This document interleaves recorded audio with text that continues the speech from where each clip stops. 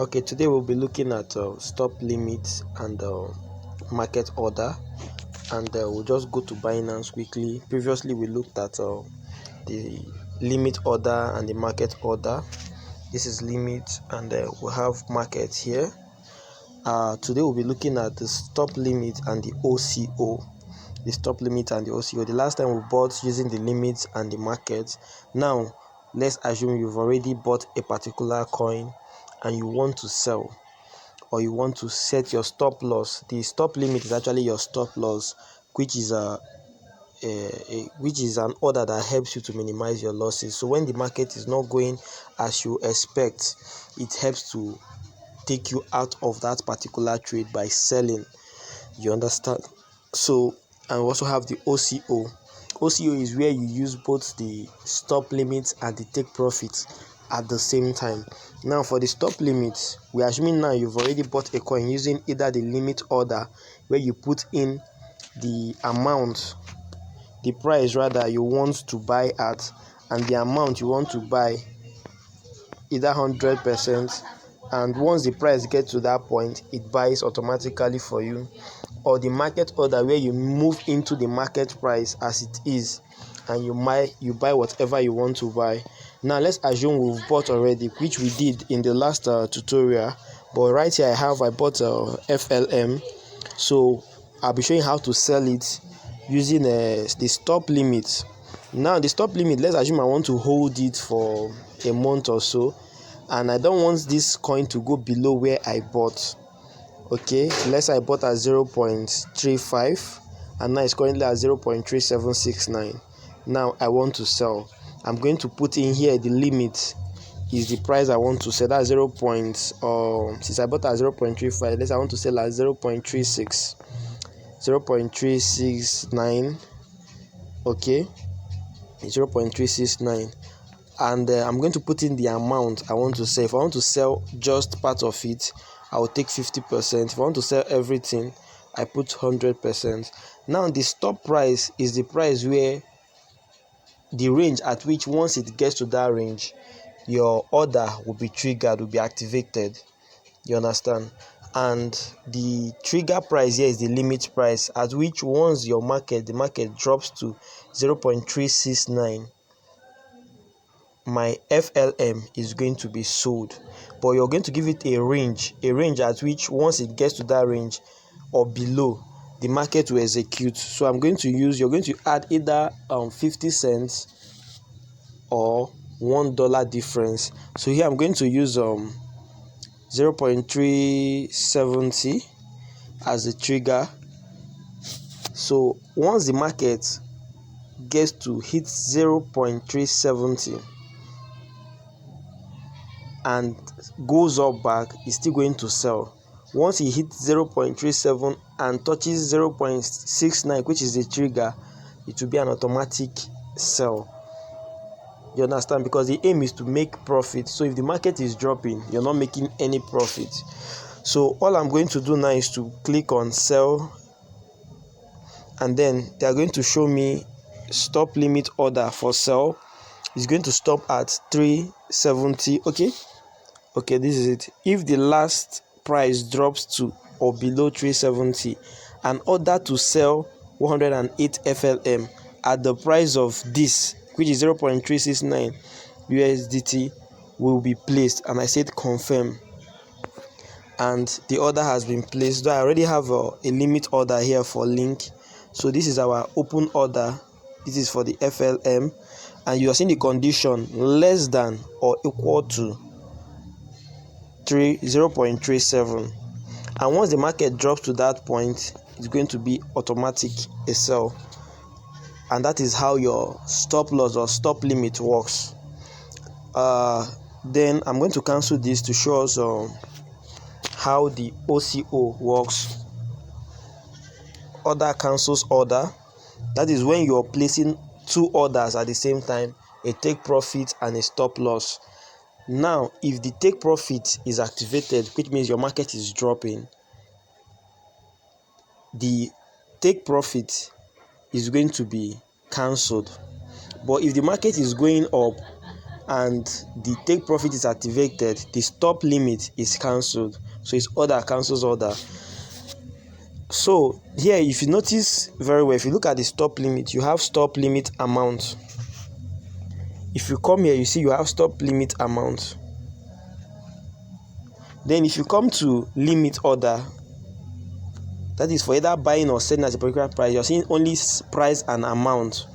So the OCO is a combination of limit and stop limit.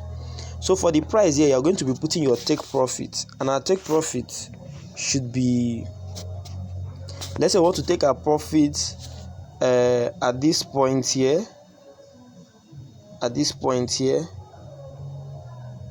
because we are believing it's going to fill up this void. So we are looking at 0.52. So I'm using 0.5231 as the take profit, and then the limit we are using at 0.369. Then the trigger we used before was 0.37. So the amount, we are selling everything. So we are saying now, when this market goes down to 0.37, there should be a sell. And if this sell is activated, it means that our analysis is no longer valid. We'll have to go back, do another analysis, and look for a better or a good entry, or stay away from the market for a while.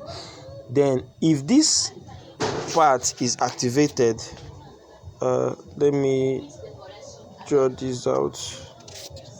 Okay, if this part is activated, it means the one up, which is the take profit, will be cancelled. Okay, and in the same way, if this is activated, so the market runs up to 0.52, it means that automatically the stop limit rather, will be cancelled. That's why it's called OCO. So I'll go ahead and click on sell. So it's showing me the price to sell is 0.52. Stop limit will be triggered at 0.369. But once it hits 0.37, whatever happens is definitely going to sell. And I confirm. Now it has two orders. One is for the sell, and both are sell orders, but one is for the take profit, one is for the stop loss. And you can see that the one of the stop loss is showing the same order is presented in the stop limit. You can see the same thing, less than or equal to 0.7. And so that is how you actually use this order. So, but before you can use stop limit or OCO, you must have bought a coin, either using the limit and the market. And just in case you've not watched my video on limit and market, you can do well to do that. I would drop the link below this. I'll attach the link to this video, so you can do well to look at it. So I will really encourage you to go through these tutorials over and over, learn how to use these things, because most times you can't sit and watch your trade move, and you know how the market behaves. Sometimes there will be certain news or some fundamental news that will be dropped, and before you know it, BTC will drop, or certain coins will drop or run up. So if this order has helped to minimize losses, because sometimes you might hold a coin and it will increase, and you will not sell because you're not with your phone always, and before you know it, it will drop and go below the amount you entered the trade. So OCO helps you to take profit, set your take profit and your stop loss. Stop limit is just to put your stop loss at any point. Then the market is to enter the market at exactly any price, just as we have 3.7 now. So I'll cancel this, I'll cancel that, and I'm still holding FLM, so I will just buy with this market price without checking.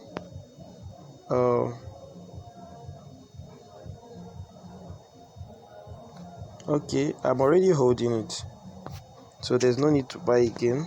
I was thinking I sold in this tutorial. Okay, it was stop limit and OCO. So that is how it is done. That is just everything on sports trading. So in the next tutorial, we'll be looking at futures trading, where I'll be explaining some of the concept here, which includes the leverage, how to place orders, the limits, the market, the cross and isolated, and everything about futures trading. We'll be looking at that in the next video. And after that, we'll be looking at other crypto exchanges such as KuCoin, Gate.io, and we see the similarities. And if you have watched my video on understanding Binance interface, I'm sure understanding or following up these other ones will not really be a headache, because they operate similarly. Is similar, and we can look at also Trust Wallet and SafePal. So thank you, and I encourage you to please practice. Practice makes perfect. The more you practice, the more you get better at what you do. And don't forget to like and subscribe to my channel to always get updates each time I post a new video. And thank you very much for your time, and thank you for watching.